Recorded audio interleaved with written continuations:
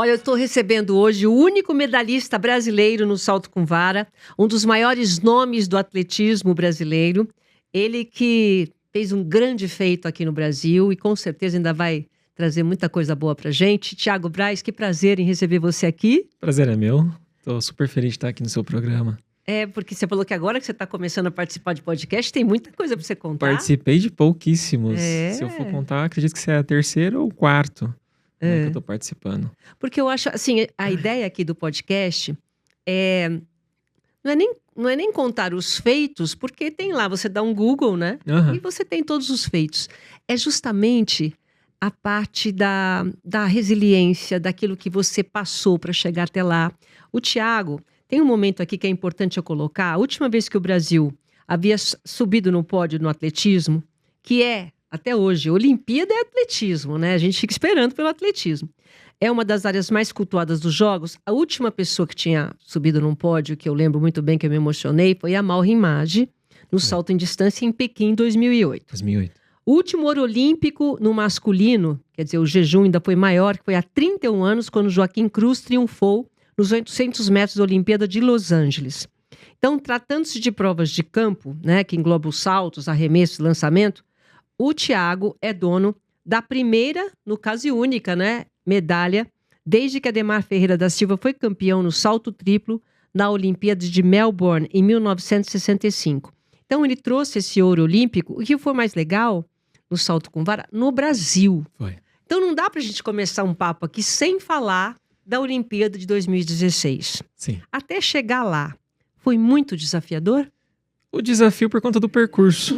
Acredito que qualquer tipo de objetivo que você coloca na sua vida, você vai encontrar as barreiras, né? As barreiras que você não conhece. Então, acho que o desconhecido é o que gera mais esses BOs iniciais, esses problemas, porque depois de 1 ano, 2 anos, acaba se tornando normal, né? É Então, o desconhecido que as pessoas têm medo. Literal. Atleta também, Atleta independente. né? Independente. Mesmo com o treinamento todo. Porque como é que foi você ir pro salto com vara? Você começou no atletismo normal e depois você conheceu esse segmento? Como foi? Não, eu sempre gostei do esporte. Tá. Então, de tudo. Então, basquete, futebol, atletismo, handball, vôlei. Então, onde tinha esporte, estava participando. Você Tênis de praticava desde mesa. pequeno? Sempre gostei. Tá. Sempre me interessei, né? E aí, o meu tio fazia decathlon, 10 provas no atletismo. Tá. E aí, então, eu acabei acompanhando ele. Então, a maioria das vezes ele me convidava para ir junto com ele, porque ele não queria me ver na rua de qualquer jeito. Ele queria que eu tomasse linha na vida e tivesse um futuro bom. Ao invés de deixar você na rua, brincando na rua, sabe Deus com Perfeito. quem, ele falou, vamos pro esporte. Foi. Tá. Apesar de, na escola já tinha algumas atividades em que eu participava, mas ele preferia que eu fosse para atletismo. Mas por fim, eu realmente gostei mais do atletismo, né? E aí são 10 provas no atletismo que ele fazia em si, e aí uma delas é o salto com vara. E aí eu também fiz as 10 provas, mas eu me identifiquei mesmo com o salto com vara. Através dele, que já Através do meu fazia. tio. Ele foi a sua primeira influência no caso e te Foi. passou as primeiras dicas. O único esportista da família. Ah, Nós é? não tínhamos um esportista na família, a não ser ele. Então, ele começou no esporte. A minha avó, que eu morei com os meus avós, nem minha avó e nem meu avô acreditavam no esporte. E aí, o meu tio foi ganhando a vida com o esporte. Ele fez as faculdades dele com o esporte. Com incentivo Através de do esporte. esporte? Ai, que Uhum. legal. E aí, ele foi me direcionando para esse caminho também. E aí, eu me despontei. E Aí, você se despontou logo? posso dizer que no salto com vara em si, eu fui vendo que os resultados estavam sendo expressivos para a região onde que eu morava. Onde era? Dá para se considerar que era despontar, mas teoricamente aquele resultado não era o suficiente para você ganhar uma competição internacional em si. Marília, a região ali perto de Marília. Bauru, Tá. Ourinhos. Uhum. Então ali eu me destaquei. E aí logo depois eu fui para Bragança Paulista. Aí Bragança Paulista, a evolução aconteceu bem mais rápido, né? Porque nós não tínhamos estrutura, uma pista de atletismo hoje é muito cara. Até hoje, Marília, que é a minha cidade. Até hoje não ainda é tem. caro, não é? Até hoje. Se a gente for falar, 4 a 6 milhões para você construir uma pista de atletismo. E não é das melhores qualidades. É simplesmente para tapar buraco mesmo. Tá. E aí, você sai de Marília e a tua trajetória. Porque eu acho importante, pouca gente sabe a tua história. Muito se falou durante a Olimpíada, mas Aham. tem um público que muitas vezes não conhece a história da gente, né? Desde 2010 até 2016, a Globo fez tipo um filme da minha história. Uhum. E aí foi contando as épocas, etapas e tudo mais. E aí lançaram logo depois de 2016. Perdão, um pouco antes de 2016. Tava chegando as Olimpíadas e lançaram Já te de várias pessoas. preparando. Você ainda não era o campeão Eu era o olímpico. cogitado a possibilidade de ganhar uma medalha, né? Mas até a gente ganhar a medalha e ser realmente celebrado como campeão e tudo mais, nós precisamos ganhar a medalha. Sim. Né? Mas eles fizeram as matérias. Tá. Foi muito legal, foi contada a minha Contando história a tua bonitinho, história. Até certinho. para preparar a tua chegada, né? Você Na entende? Olimpíada. Mas os detalhes em si, mais emocionantes, a minha esposa conta muito melhor do que eu. Ah, é? Então eu passei por etapas na minha vida que foram tristes, foram bem desafiador, mas eu não conto com tanto detalhe assim por ter, como posso dizer pra você, mesmo que tenha um problema aqui na minha frente, eu não quero visualizar ele como algo que vai me parar. Eu quero alcançar, então independentemente que aconteça na vida ou um problema, eu quero chegar lá. Parece até Entende? que o desafio foi mais para quem assistiu do que para você. Quase, quase como se fosse. Porque você não enxergava aquela barreira, você ia passando. Eu senti a dor, mas eu ignorei ela. Então, talvez pelo fato de eu ter sofrido na época que eu morava com meus avós, que eu queria ter muito uma família, que era minha mãe e meu pai, que eles são separados. E aí eu ter convivido com aquele sentimento, então acho que no meio do esporte me trouxe um lado positivo. De eu saber, ou né, saber como me lidar um pouco mais com as minhas emoções, ou também jogando de lado o que pode me atrapalhar chegando no meu objetivo, por exemplo. Você soube lidar muito cedo com o controle das suas emoções, que é difícil. Você controlar a emoção é muito difícil. Eu costumo dizer que eu jogava no neutro. Né? Então, tem a emoção que vai deixar o cabra caído no chão, mas aí eu jogava no neutro como se nada tivesse acontecendo e eu só quero alcançar aquele objetivo e eu vou em direção a ele. E quando eu alcançar ele, eu vou me sentir realizado. É mais ou menos o que eu pensava no início. Você tinha um único foco, você focava naquilo. Tem até um livro, Uma Única Coisa. Né? Você já viu esse livro? Já. É mais ou menos por aí, a única coisa. Qual é o meu objetivo? É. Não importa o que eu vou ter que passar, é isso? Eu identifico assim, é o jeito de você pensar, o jeito de você, como você enxerga a vida, né? Acredito que cada um tem o seu mundo, o jeito que você acredita de como funciona a sua vida ou a vida do próximo. Eu identificava que o meu objetivo era ganhar a medalha, era chegar e subir ao mais alto do pódio, e independente do que eu estava passando, fazia parte do processo. Também que eu aceitei que o processo era daquele jeito, né? Que a vida era daquele jeito, que eu precisava ganhar, né, as competições, rompendo os desafios mesmo, sabe? Então, quando eu cheguei em 2016, eu já estava preparado, já passei por tantas coisas em que, naquele momento, era mais concentração e performar, independente se eu estava bem ou não. Isso, no caso, uma pessoa que passou pela vida que você passou, os vários desafios, essa luta interna da mente da gente, que realmente é a maior de todas, quando você chega num estádio cheio, com pressão, com os oponentes, né, os seus adversários tops, isso dá um equilíbrio maior para você, no sentido de pressão? Porque eu sempre falo que brasileiro, ele tem assim... Eu acho que nós somos tão emocionais que quando chega nesse momento, fala, nossa, meu Deus, eu tô na Olimpíada, eu posso ganhar. Parece que acontece alguma mágica que o brasileiro não consegue ir pro pódio. Eu treinei com o ucraniano. Ele é da época da União Soviética, o Vitaly Petrov. Foi ele que construiu os maiores saltadores de salto com vara. Gelado, né? Super gelado. Gelado. Agora você entende, né? Uma pessoa em que não teve os pais presentes no início, teve que se lidar com situações, sentimentos, teve que colocar no neutro muitas coisas, e eu chego, me conecto com um treinador gelado. Então, o Vitaly ensina, ele fala assim, olha, vocês brasileiros são muito emocionais. Tá vendo? E aí você tem que tirar um pouco da emoção de lado e você entrar só na razão e objetivo. Aí você chega na competição, ele não quer saber se você está sentindo uma dor, se você acordou bem, se você não acordou, ele quer que você foque no seu objetivo central. Que aí ele usa como exemplo, né? Se você estivesse numa guerra, você está sofrendo ataques, você precisa reagir. Então, independente se você está com dor, você vai proteger a sua pessoa, a sua família, né? Todo o ecossistema vai se autoproteger. Então, ele pensa dessa forma. Então, aqui naquele momento, é você pensar que você precisa ganhar. E aí, depois que você vai ver, poxa, o que aconteceu? De fato, vamos agora reparar os danos. Quer dizer, boa parte do seu treinamento veio do treinador russo gelado, que passou uma estratégia mental muito mais forte do que qualquer outra coisa, né? Mas te confesso, não era nada fácil. Por quê, Thiago? Porque nós pensamos de um jeito, né? Nós já tínhamos uma cultura implantada. Então, nós brasileiros, sim, nós somos mais emocionais e a gente tem que aprender a se lidar mais com as emoções, confesso. Mas para quem veio de um lugar, que nem o Vitor ele comentava, né, o treinador, ele passou fome, necessidade. Ele passou fome, necessidade, situações políticas que foram bem complicadas. Quando você falou de infância difícil, eu sei que estivesse falando da tua. Ele também passou por isso? Ele também passou. Eu digo, eu como brasileiro, ou nós como brasileiro, nós temos que se lidar melhor com as nossas emoções. Agora, ele passou dificuldade na vida dele em que ele teve que ignorar muitas coisas e passar por cima delas. Porque o regime onde que ele vivia era daquele jeito. Então, ele estava transferindo para mim uma cultura em que para mim era difícil de aceitar de início, né? E a gente teve que se entrosar e se adequar a um método de treinamento e eu aprender como me lidar. Como que ele chegou até você? Porque você pegou logo o melhor. Aí fui eu que cheguei até ele. Você que foi atrás, porque você focou, eu quero esse treinador? Desde o início da minha carreira. Você tá brincando, Thiago, que você é determinado assim? Eu fui muito determinado. Porque quando eu saí de Marília, eu quis me conectar ao treinador de Bragança Paulista, que era o melhor da época. Não era o melhor do Brasil, mas é o que estava crescendo naquele momento. Depois quis me conectar ao Elcio Miranda, que foi o treinador da Fabiana Müller, que também é campeã mundial, bicampeã mundial. E depois disso a gente conectou ao Vitaly Petrov. Então eu fui subindo uma escadinha. Mas você foi E aí eu fui colocando isso como objetivo. Como você chegou nele? No Vitaly? No Vitaly porque o Elson já tinha uma conexão já com ele, já de 10 anos de trabalho juntos. Foi ele que ajudou também a construir o salto com vara aqui no Brasil. E o Elson era muito interessado em aprender, em conquistar mais. De fato, ele foi e é o melhor do Brasil, o Elson.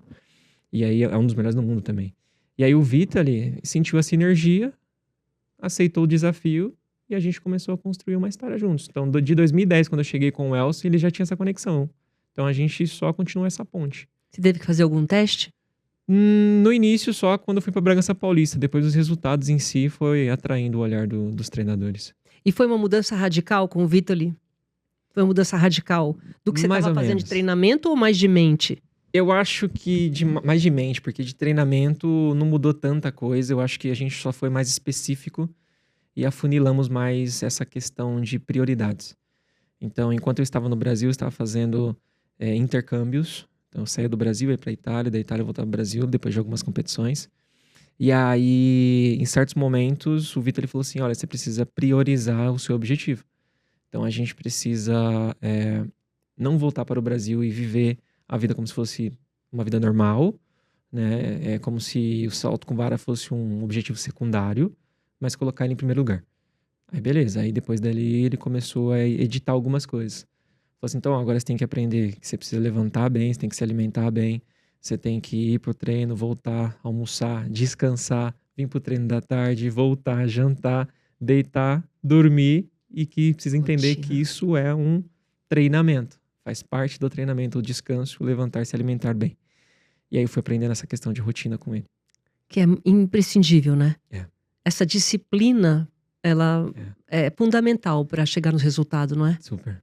Assim, competi 2 Olimpíadas, e nessas 2 Olimpíadas eu ganhei medalha, mas o que eu mais senti, e mais sinto também, né, nas competições, em que eu coloco um cronograma na minha cabeça. Eu sei que se sair qualquer tipo de coisa de dentro do cronograma, eu sei que vai me incomodar. Sério? Porque, de novo, vai entrar aquela história do desconhecido. Eu não sei o que vai dar se eu fizer algo diferente. Só que eu já treinei uma estrada para chegar no resultado. Então, qualquer coisa que eu faça de diferente, que pode ser que dê errado, não é do meu interesse. Então, eu já boicoto. Eu falo, não vou fazer isso. Eu sei que eu me preparei durante 4 anos e a rotina que eu preciso cumprir é isso em dias de competições. E aí é uma tensão em que só o atleta consegue sentir. Porque você não quer que dê nada errado. E aí, normalmente, eu acredito que nas Olimpíadas, nós como brasileiro, como a gente às vezes não tem...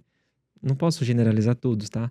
Mas alguns atletas já vendo ali na participação olímpica, como não está habituado a centralizar 100% a sua energia somente para aquela competição ou somente para aqueles objetivos que eles querem alcançar, eu sei que vai dar errado. E quando dá errado, aí só valida aquilo que eu já vinha fazendo. Não, então é melhor que eu tenha a minha rotina, não mude uma vírgula que eu vou performar. Entendeu? A Hortência, jogadora de basquete, ela fala assim, Silvia, a gente tem que ser indistraível. Falei, indistraível? Nada pode te tirar do seu objetivo, as distrações, né? Então tem que ser uma coisa muito focada. E eu fico imaginando o atleta, quando chega numa Olimpíada, que ele treinou 4 anos ele tem poucos segundos para mostrar que veio. Bem isso. E ali, naquela estratégia, daquele momento que você estava disputando com o top, né? Francês, não é isso? É, o francês. O francês, qual é o nome dele mesmo? É Renaud Lavillenie. Isso. Quando você está disputando com o maior de todos, aí você tem que criar uma estratégia não só mental, né? Você está com o físico, com tudo pronto. Qual foi a estratégia que você criou ali, o Vitaly, para realmente chegar no pódio? Até certo momento da competição em si, não houve uma estratégia vinculada contra um adversário ali na prova, por exemplo, né? Você colocar em prática tudo que você preparou. Então, aí vai de novo. A rotina que me trouxe até ali é o que eu tenho que fazer durante a competição para eu alcançar meu resultado. Depois em que eu conquistei a medalha, aí foi estratégico, porque ali são detalhes refinados. Então, eu posso errar 3 vezes, né, em cada altura. Então, se eu errar 3 vezes, eu tô fora. Se eu errei 2 e passei na terceira, eu vou para a próxima altura. Então, se eu ganhei a medalha ali de bronze, por exemplo, que ficou eu, o Kendricks e o Lavillenie para disputar as 3 medalhas. Você já tinha de bronze. Já tinha de bronze. Tá. Beleza, aí entra estratégia. Né? Então, aí ele entra ou arriscar mais, ou você fazer um jogo mental ou psicológico com os atletas, mas sem ser intruso, porque você também não pode, né, atrapalhar o atleta em si. É como se, de novo, na competição, quando o Lavillenie reclamou das vaias, ele julgou que aquilo atrapalhou ele. Né? Então, eu não posso chegar nele ali e começar a vaiar ele ou falar algumas palavras para atrapalhar o jogo dele. Né? Mas eu me posicionar em certos ângulos em que ele me veja ali concentrado, ou olhando para ele, ou fixando, ou gorando de uma certa forma. Sim, tem tudo isso dentro da prova. Ou, dependendo do momento, você está tão confiante que você passa uma autoconfiança em que ele não está confiante, você acaba desequilibrando ele com uma energia. Então tem tudo isso. Então dentro da prova eu só quis me fechar e focar só no meu. É como se eu tivesse uma autoconfiança indestrutível naquele momento. E ele em nenhum momento conseguiu acessar o meu ambiente. Não, então acho que aquilo ali meio que desmotivou ele na altura de 5,98 para 6 metros e assim por diante. É uma estratégia. Né? Quem que decide? Vou colocar 6 e 10, Pode né? ser 6 eu e contra 3, o treinador. Né? Até o 6 e 3. Pode ser eu ou o treinador. Quem decide essa subida direto que você fez? Eu junto com o treinador. Tá. Eu posso Vamos chegar arriscar. lá... Sim. Já aconteceu em algumas competições, né? Então, por exemplo, tem uma sequência. A gente coloca lá no start list e aí a organização fala, ó, primeiro é o Lavillenie, depois é o Thiago, depois é o Kendrick, depois é o tal atleta, X atleta. E aí, na sequência, nós vamos cansando. Agora, se eu pulo a altura, eu jogo uma altura para cima, recomeça de novo pela lista da parte de cima. Então, quando eu não saltei 5,98, ele saltou, ele passou, eu falei, não vou saltar 5,98, vou jogar para 6,03 e ele vai ter que saltar de novo. Então, eu vou cansar ele. Então, foi uma estratégia para que ele desse mais saltos do que eu economizasse energia, mas eu fizesse ele cansar. E aí ele errou a primeira vez. Se ele tivesse com o emocional preparado, talvez ele teria passado, porque ele já tinha saltado mais de 6 metros aquele ano. Então, eu acredito que naquele momento ele não aguentou a pressão, ou estava cansado também, acabou errando depois da segunda e terceira tentativa. E como é que foi o seu momento no pódio? Quando você conseguiu passar, quando você viu que você passou, assim, aquele desafio. Eu não sei, o que passa na cabeça, hein? Naquele momento eu refleti tudo. Passa, em né? poucos segundos, é incrível. Você consegue imaginar... Você consegue passar? Quando eu passei, eu digo até em alguma entrevista que eu vi estrelinhas, né? Mas é porque eu tava imaginando tudo que eu passei até chegar no ouro olímpico. E também foi inacreditável. Né? Eu sei que naquele momento eu estava preparado, estava super bem, mas de novo, né? É um desafio em que qualquer atleta no atletismo do salto com vara quer ultrapassar a barreira de 6 metros. Então, quando você passa, é um sonho que está sendo realizado, em que você pode imaginar que desde criança você Veio se uma vida desdobrou. na tua frente. Veio ali e passou. Veio. Eu consegui passar os 6. Sim. E aí eu olhei, de novo, na arquibancada tava minha família. Então você fala, pô, tá a minha família. Tá a minha família toda, minha avó, meu avô. E aí, de novo, né, relembrando que eles não acreditavam no esporte. E eles viveram um momento único e icônico, né, no Brasil e participando de uma Olimpíada. Eles talvez não tinham a grandeza do que era a Olimpíada até ele estar dentro do estádio. E aí chegou dentro do estádio, tem meu tio participou também, ele viu tudo acontecendo na frente dele. Pô, uma pessoa que me tirou de dentro de casa, me inseriu dentro do esporte, uma coisa que ele queria ter vivido. E eu rompendo esse... Meu Deus, que lindo! Que coisa mais linda. Você sabe que eu entrevistei a Mauri Maggi. Legal. Eu falei pra ela, Mauri, Como é que foi aquele momento? Porque é demais ela enrolada na bandeira. Eu lembro que eu chorei com aquilo. E você, quando você subiu no pódio? Porque é uma coisa solitária, né? O É um atletismo dá momento esse único, benefício, né? você subir sozinho no pódio. Eu acho que o momento mais emocionante também, logo no pós-medalha, foi fazer o Giro Olímpico, né? Onde todos os atletas passam do lado do público, comemorando junto com todo mundo que torceu. E você, em primeiro do mundo naquele momento, ganhando a medalha, é espetacular. Vivenciar uma história em que poucos vivenciaram e a gente pode contar nos dedos, né? Talvez quantas pessoas venceram uma medalha olímpica ou tiveram a oportunidade de receber essa tão grande promessa. Com certeza, se você pensar, acho que, não sei se eu estou falando certo, mas são acho que 12 mil atletas, não, 12 mil medalhas que tem, se não me engano. Uhum. Gente, 12 mil medalhas de ouro. São só 12 mil. Nós temos um planeta aí com 7, 8 bilhões de pessoas. E você 12 fazer mil parte disso. medalhas de ouro. E a dele é uma delas. É. É muito fora de série isso. Realmente é muito fora de série. E quando ouvi o hino, emociona? Você chorou? Eu acabei não chorando, mas eu dei muita risada por dentro. De tudo que eu tava vivenciando. Era um sonho, de novo. É a mesma coisa de eu estar assistindo um evento na TV que eu queria muito participar. E você imagina, pô, você tá lá. E aí a bandeira está erguendo por sua causa, né? Então... Mas eu acho assim também, né? Você aprendeu tanto a gelar teu sentimento que não deu nem pra sair na hora, né? Foi uma coisa assim... Também você tem aprendeu a ser duro com você mesmo, né? Foi.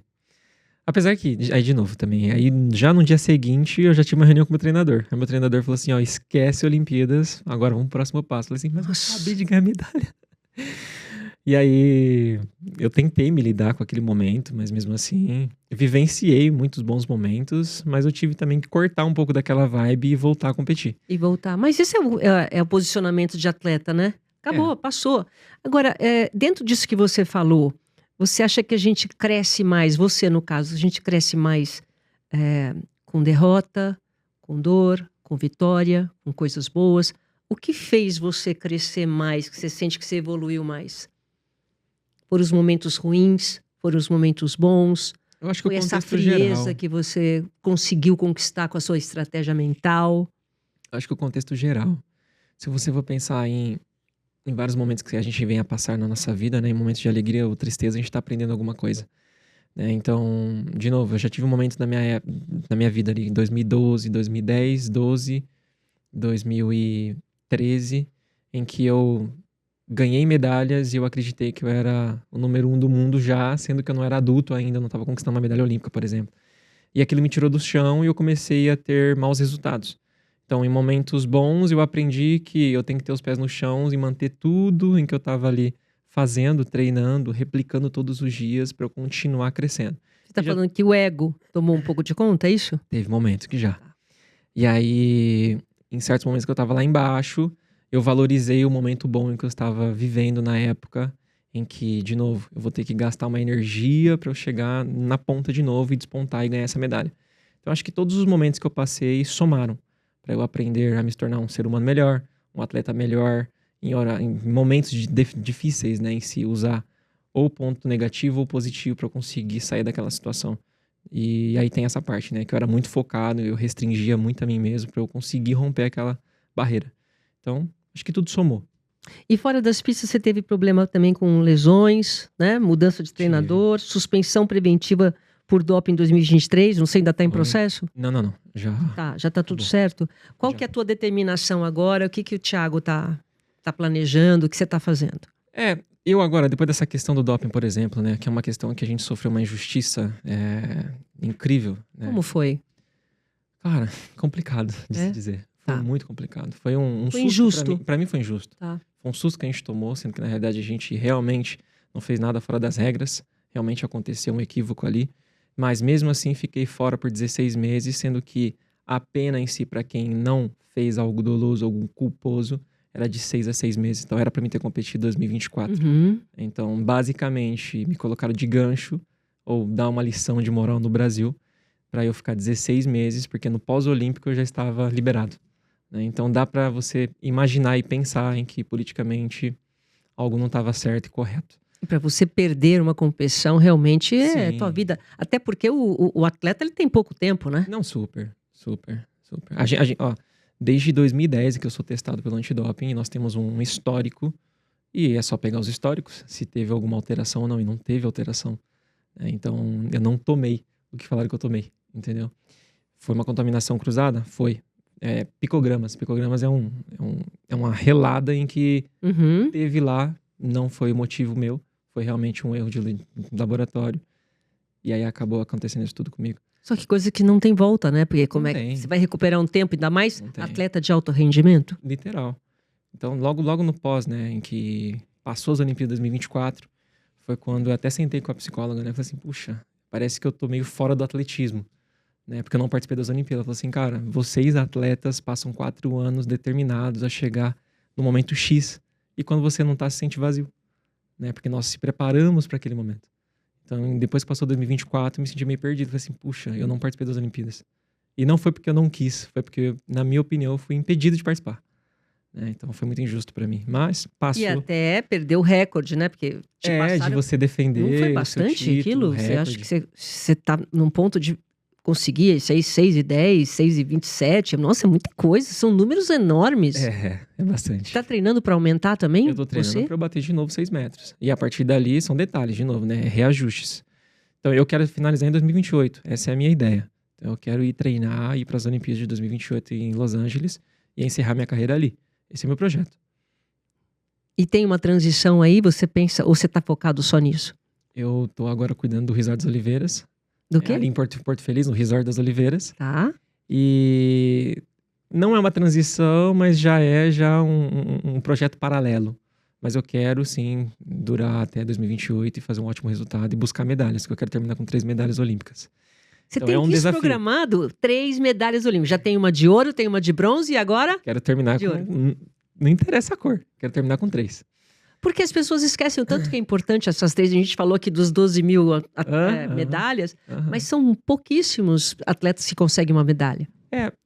No atletismo, eu estou no recorde dos atletas que conseguiram 2 medalhas olímpicas.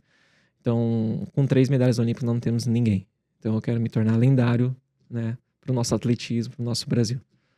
É mais ou menos isso. O que você pode falar para os jovens hoje, no sentido de quem está começando, essa resiliência que tem que ter, essa força? O que você... Não sei, você é pai? Sou pai. É pai? De quê? De menino, menina? Casal. Nossa, que bênção! Que delícia! Fui abençoado. Abençoada mesmo. Eles vão seguir pro esporte, alguém ou não? Acredito que sim. A Tiffany gosta bastante de saltar. Ah, é? Também salto? É. E aí tem um grande treinador junto, né? Ué. A família faz toda a diferença pra você? Faz. Como eu tive a falta no início, faz todo sentido pra mim. Mas mesmo assim, a família sempre vai ser, né, muito importante num âmbito ali pros filhos, pro desenvolvimento da sociedade em si. Então eu acredito que a família é muito, muito importante. O que você pode falar, então, a pergunta, para um jovem hoje que vê você essa inspiração, que gostaria de estar focado nessa área? O que ele precisa, hein? Eu digo que, como a gente vive hoje num mundo em que a gente está conhecendo essa questão do mindset, que era uma coisa que não era tão falada em si, hoje está publicamente bem mais disponível, né, para a gente entender. Eu acredito que toda criança em que parte do zero, que quer chegar no seu ápice, nesse momento nós temos várias distrações, né? Mas se a gente peneirar qual é o nosso sonho, qual é o nosso objetivo, a gente vai entender que nós temos que passar por um processo que às vezes nós não queremos, porque hoje nós estamos acostumados a colocar no micro-ondas e acontecer muito rápido, né? O processo você está falando, né? Mas eu digo que realmente se você tem um sonho, você lutar por ele, se você se abdicar de coisas. Digamos que é uma fala de praxe, né? Todo atleta vai falar, você tem que abdicar realmente de coisas. Mas quem realmente consegue fazer isso, quem realmente está interessado em atingir, né, a alta performance, quem quer realmente conquistar um objetivo claro que ela tenha na mente, você tem que aprender que o processo não vai ser fácil, vai ser difícil, mas eu sempre falo, não é impossível, né? Basta você querer, né? Poxa, mas às vezes quem quer, tá faltando uma condição, tá faltando material e etc. Não, hoje basta você querer realmente, porque nós temos as disponibilidades aí das mídias sociais, por exemplo, que a gente consegue se conectar com pessoas e vai atrás até acontecer. Aconteceu isso comigo. Então, fui me conectando com várias pessoas até atingir o meu objetivo. Enquanto eu não atingi, eu não parei. E foi. Então, é possível. Né? Então, para mim, eu desejo isso para as pessoas, que elas não parem na primeira derrota, no primeiro obstáculo, entenda que o processo é esse mesmo.